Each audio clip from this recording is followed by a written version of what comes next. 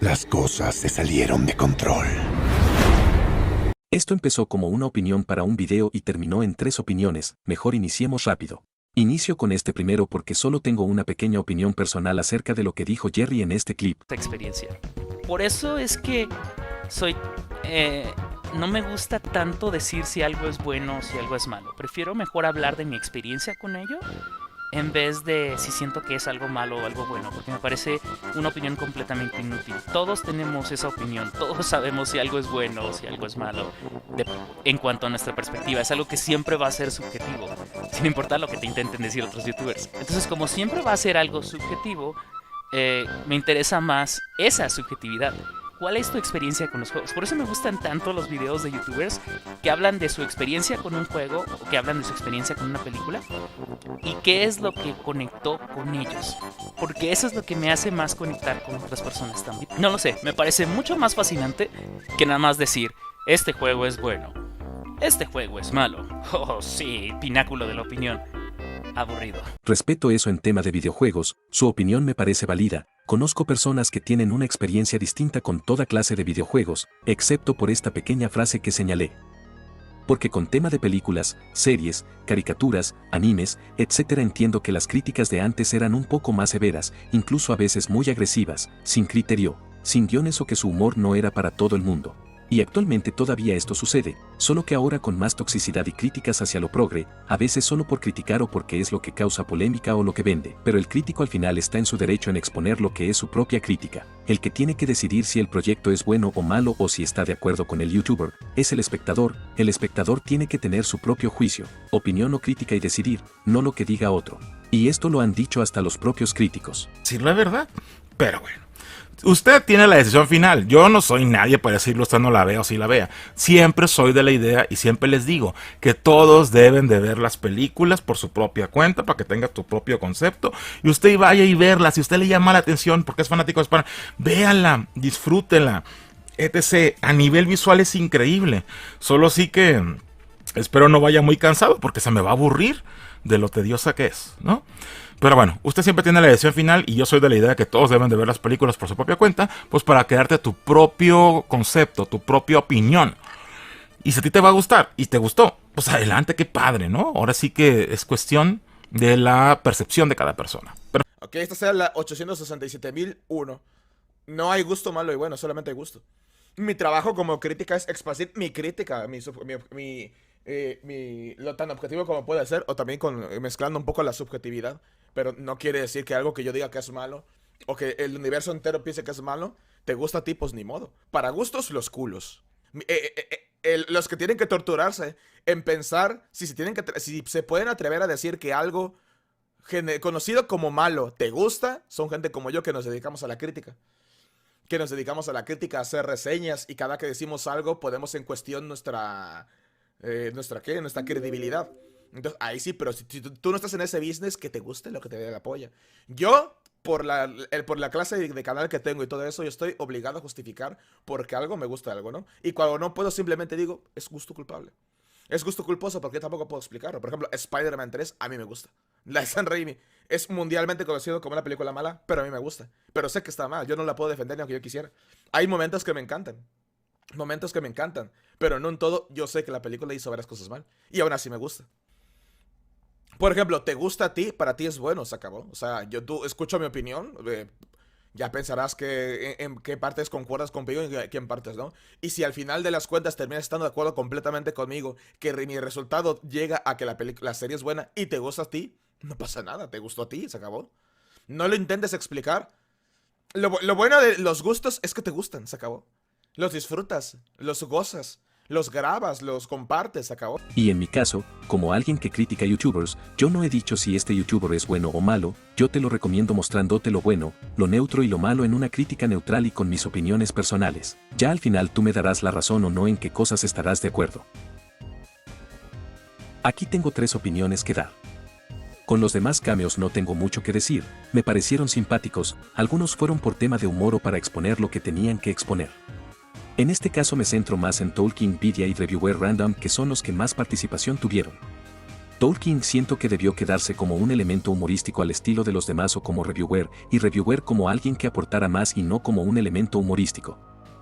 En pocas palabras debió ser al revés porque reviewer pudo haber aportado más información, ya que Tolkien en su participación se resume en tirarle odio a The Last of Us y Neil Druckmann y fuera de eso siento que no aporta nada. El 15 de enero de 2023, HBO Max estrenó The Last of Us, una adaptación del videojuego del mismo nombre. En una entrevista con el New Yorker, Neil Druckmann, desarrollador del juego, la serie y escritor de cine fracasado que tuvo que meterse a los videojuegos para crear sus historias, comentó cómo esperaba que la serie basada en su juego finalmente rompiera la maldición de las adaptaciones de videojuegos. También está el problema de que muchos productores, directores y guionistas asignados a estas adaptaciones pues no comprenden lo que les gusta a los verdaderos fans de los originales. Y por lo tanto, su producto final es algo que no tiene nada que ver con lo que los nerds tanto añoran ver en la pantalla grande. Que, como vimos con The Last of Us, el añoro más grande del gamer es ver la trama del juego calcada en la pantalla grande, pero con actores de verdad.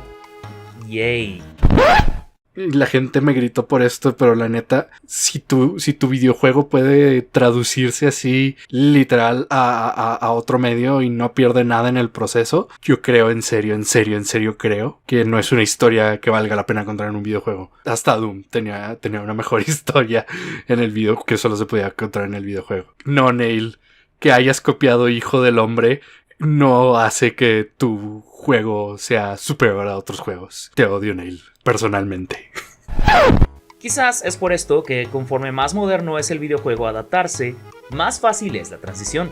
Después de todo, la industria de los videojuegos actualmente está obsesionada con parecerse al cine, así que es lógico que sus adaptaciones de juegos AAA sean compatibles con el otro medio. En 1995 se estrenó la primera producción cinematográfica de Mortal Kombat, la que sin ser una gran película, ha sido una de las pocas adaptaciones de videojuegos que... No, ya estuvo, ya fue mucho. Creo que entendieron el punto. Oye, llevabas años sin llamarme a tu canal y ahora que lo haces ni siquiera puedo terminar de hablar. Solo creo que no hace falta que... Pero espera, lo que yo estaba diciendo es que la película de Mortal Kombat es una de las únicas que al menos intentó adaptar apropiadamente el videojuego respetando el aspecto de los personajes, la historia, personalidades, relaciones, etc. No es como las películas como la original de Mario, la Así de que... Spider, la película de Mario. Postal, Doom. Y no sé por qué de esta actitud.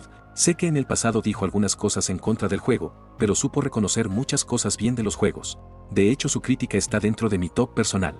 En mi opinión, las menciones a la identidad cultivada durante el video, creo que entiendo el argumento y por qué juntarlo con la identidad cultivada. Siento que hay momentos en que mezclar la identidad cultivada y hablar acerca del marketing hace que se sienta que nos salimos del tema principal, que es hablar de los fandoms, los videojuegos y la película, que eso lo voy a hablar en detalle en mi último punto.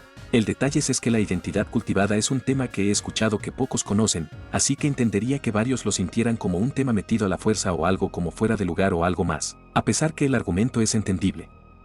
Como un análisis a los fandoms, la maldición de los videojuegos como tema de debate por cada adaptación que se crea, y cómo la gente nueva se integra a un fandom y la reacción negativa o positiva de los fandoms a la gente que no está familiarizada. Está bien, es un buen video, pero como un análisis y crítica a la película de Super Mario deja mucho que desear, y lo digo mencionando como ejemplo sus otros videos donde sí es un análisis, crítica y resumen, en ese aspecto flaquea un poco el video. Como ambos videos salieron casi a la par, quise hacer una comparación y al ver los dos videos, creo que ambos videos son muy buenos, además que tocan casi los mismos temas. Jerry mete un poquito más de humor para hacer el video más ligero tomando en cuenta que es un video largo que toca temas un poco pesados, es más a un análisis como tal. El espectador mete pequeños sketches, que no están mal, siempre es genial verlo salir de su zona de confort y de su silla y lo suyo es un análisis desde el inicio hasta lo que es la actualidad, pero el espectador a pesar que su video es más corto, se desvía bastante del tema principal cuando empieza a hablar del tema político. Y el video se torna algo pesado y se pierde mucho la atención al tema principal, a diferencia de Jerry que aunque mete más ejemplos al final, toca el tema del capitalismo, que eso siempre es un tema pesado porque va relacionado con la política y hay muchos que no quieren saber de temas polémicos en cualquier medio, en especial los fans de los cómics. Y parece que se desvía un poco del tema, pero no se hace sentir pesado o fuera de lugar, sigue siendo atrayente el seguir viendo.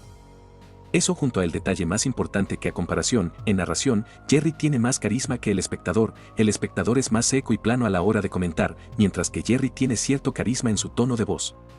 Yo les recomiendo ambos videos, más el de Jerry, pero ambos no son malos videos. No quiero profundizar porque mi canal no va de eso ni siento comodidad tocando esos temas a fondo, pero destaco algunos comentarios que me gustaron de Jerry y El Espectador sobre la inclusión.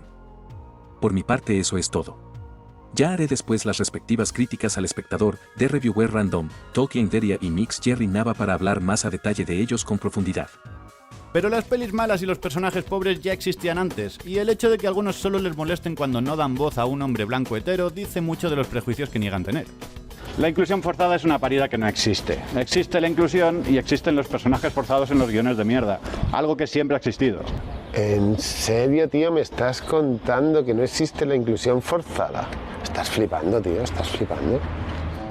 A ver, sabes tan bien como yo que todas las grandes corporaciones y productoras actuales cuentan con personas encargadas únicamente de asegurarse que sus productos promuevan la integración de las minorías, el feminismo o la tolerancia de diferentes orientaciones sexuales. Y no porque sientan la necesidad de tener un impacto positivo en el mundo, sino porque saben que atraerá automáticamente a una parte del público y que también cabreará a otra. Y bueno, aparte generará polémicas que les darán publicidad gratis. Además también sabes que insisten en meter ese tipo de personajes en cualquier guión, tenga sentido para la trama o no, literalmente forzando esa inclusión. Bueno, es posible que hoy en día en el cine de superhéroes sean comunes los personajes femeninos planos y poco creíbles, personajes que fallan narrativamente por ser demasiado perfectos, que no tienen nada que aprender ni mejorar y que sirven como fantasía feminista algo ridícula. A diferencia del cine de acción de los 80, donde eran comunes los personajes masculinos planos y poco creíbles, personajes que fallaban narrativamente por ser demasiado perfectos, que no tenían nada que aprender ni mejorar y que servían como fantasía masculina algo ridícula. Lo que he visto proliferar cada vez más es el discurso de que la agenda woke es el motivo de la pérdida de calidad en el cine actual. La gente ve cómo las franquicias que amaron en su infancia sacan secuelas o reboots de mierda que incluyen más mujeres, personas no blancas, homosexuales y personas transgénero, y como ese es el cambio más evidente, dan por hecho que ese es el problema. En Lightyear, la película sobre el astronauta de Toy Story, Disney incluyó por primera vez un beso homosexual en una de sus películas de animación. Un beso de menos de un segundo entre dos personajes secundarios, nada realmente transgresor, pero ya bastó para que varios países con legislaciones abiertamente homófobas prohibiesen su estreno. Su fracaso en taquilla sirvió para que diferentes creadores con un discurso anti-woke la usasen como ejemplo de la decadencia del cine hollywoodiense, entre ellos Dross, uno de los creadores de contenido que lleva más años en esta plataforma, y que defendía que la prohibición no era consecuencia de la homofobia, sino de ser demasiado woke. Es excesivamente woke. Insistía en que él no está en contra de los derechos de la comunidad gay, sino de la inclusión forzada, que según él se incluye únicamente para vender, y luego apuntaba a su fracaso en taquilla como prueba de que la mayoría de la población está en contra de esa agenda, presentando el argumento contradictorio de que una compañía usa un reclamo que no vende para vender más. Alguien que intentase hacer algún tipo de análisis real de por qué Lightyear fracasó en taquilla, apuntaría al hecho de que no funciona nada bien como spin-off de la franquicia. Se presentaba como la película que vio Andy de pequeño y que le hizo comprar el juguete de Buzz. Sin embargo, era demasiado realista, seria y adulta, excepto en algunos momentos cómicos que desentonan muchísimo. Así que pese a no ser terrible, no era coherente con el Buzz que conocíamos, ni con lo que se esperaba el público. Y hubiese funcionado mucho mejor si hubiese tenido un tono más infantil y divertido, al estilo de la serie de dibujos de Buzz Lightyear. Alguien que quisiera comprobar si realmente el público rechaza las películas con valores woke, le echaría un vistazo a las películas más taquilleras de los últimos años y vería que la mayoría de la población no participa en ese supuesto boicot. Pero a este tipo de creadores no les interesa hacer ningún análisis real ni profundo. De hecho, Dross proclamó su opinión sobre los problemas de la película sin haberla visto siquiera, ya que su objetivo es más bien hablar de un tema que en realidad no le importa para incluir una opinión política polémica con la que atraer y fidelizar a un público concreto, usando la misma estrategia exacta de la que acusa Disney, y ya de paso promoviendo un discurso homófobo que no llega a serlo abiertamente, argumentando que en el mundo hay problemas demasiado serios como para preocuparse por los derechos de la comunidad gay. Pero pese a lo pobre que es este discurso, se ha hecho lo suficientemente popular como para que mucha gente pase a condenar cualquier tipo de inclusión, incluso cuando es evidente que no responde a ningún tipo de presión por parte de una productora, como en el caso del reboot de Hellraiser, acusada de haber sucumbido a la inclusión forzada por contar con una actriz trans para interpretar a Pinhead, pese a que es una franquicia cuya película original estaba escrita y dirigida por un hombre abiertamente homosexual, que introdujo temas sadomasoquistas obvios y que en el libro en el que se basaba el personaje se describía como andrógino. En realidad ni siquiera creo que exista un problema en los casos en los que la inclusión es un reclamo forzado impuesto por una productora. Un guionista mínimamente válido no tendrá demasiado problema en escribir una buena historia, aunque le hagan cambiar el género o la raza de un personaje. Y aunque los críticos de esta práctica lo ven como un intento de los grandes medios de manipular a la gente a través de la propaganda, yo lo veo más bien como un síntoma de los avances sociales de las últimas décadas. Disney no es una empresa activista dispuesta a perder millones para intentar cambiar el mundo, así que para mí el hecho de que se atrevan a incluir un beso lésbico en una de sus películas de animación es una señal clara de que la homosexualidad está normalizada y aceptada entre la mayoría de la población. Esa inclusión no servirá para volver tolerante a un homófobo, y hasta puede ayudar a alimentar ciertas posturas conservadoras, pero también ayudará a normalizar todavía más las parejas homosexuales entre las nuevas generaciones, haciendo más difícil que caigan en según qué prejuicios por verlas como algo diferente, algo que considero positivo. Spoiler alert, la inclusión sí es forzada. What? Porque tiene que serlo. Por naturaleza, nunca va a haber una persona que se sienta conforme o acepte algo distinto a la norma sin que sienta primero que es algo forzado o que le están obligando a considerarlo. Podemos dar todas las justificaciones del mundo. Podemos estar horas explicando cómo encaja un personaje o una situación en una historia, o a lo mejor dar una versión lógica de por qué un cambio tiene sentido. Pero la realidad de la situación en la que estamos, sobre todo con identidades cultivadas, es que el mero hecho de que estas cosas no estuvieran presentes antes va a volver dicha inclusión en algo obligatoriamente forzado para toda la audiencia. Voy a hacerles una pregunta, y quiero que sean honestos con su respuesta interna. ¿Creen que el entretenimiento tiene la responsabilidad de enseñarnos lo que podemos o lo que no podemos ser en la vida? ¿Creen que los medios deberían tener este poder de determinar los límites de las personas que consumen sus historias? Porque para mí, la respuesta es un rotundo no. Cuando alguien como yo es representado en una película, una serie, animación o un videojuego, sí, se siente bonito, no lo voy a negar. Pero a veces me cuestiono si dejar este poder de representarme en las manos de un montón de empresas que solamente les interesa buscar cómo hacerme consumir más, es algo realmente saludable. Ahora, no me malentiendan, contar historias que nos representen es algo que absolutamente debería estar normalizado. Pero, ¿no sienten que la representación actual, al menos en su mayoría, sobre todo en el mainstream, no está siendo del todo genuina? ¿No lo sienten más como llenar una lista del carrito de compras? Como si la historia que cuentan sea más bien un punto de venta de una serie para jactarse de ser la primera en representar a un grupo. Es innegable que las historias que consumimos tienen un impacto importante en nuestro desarrollo. Sin embargo, y aquí va la pastilla más difícil de tragar, las historias no van a cambiar al mundo. En la actualidad hay una tendencia a llamar estas obvias llamadas de atención y representación construida bajo pretextos vacíos como capitalismo rosa. Pero baby, la verdad es que solo es capitalismo, puro y plano. Todas estas corporaciones, ojo, hablo de ellas como entidades y no como personas porque todos somos víctimas de la ideología en el contexto en el que vivimos. Todas estas compañías, lo que les interesa es el valor que puedan extraer de tu atención a su producto.